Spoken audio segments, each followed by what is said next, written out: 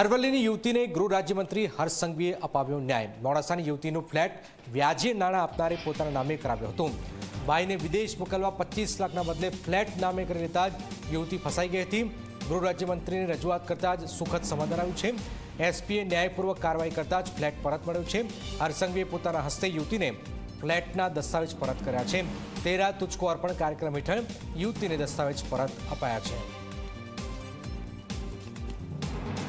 અરજી આપવા મને આવેલા એક દિવસ મંગળવારે ડરતા હતા અરવલ્લી જતા એ જ ને બરાબર છે સર એમને દસ્તાવેજ એમણે જ્યારે પૈસા લીધા હતા ત્યારે દસ્તાવેજ ઓલા ભોળીને કરી નાખ્યો। હા એટલે પછી સર એને બોલાવી તપાસ અધિકારી અમારા ડીવાયએસપી જતા પોતે અચ્છા અને એમણે પછી રિવર્સ દસ્તાવેજ કરી દીધો છે। બહુ સરસ હવે શાંતિ મનને પાક્કું ને બેનને હવે તો ડર નહીં લાગતી ને જતા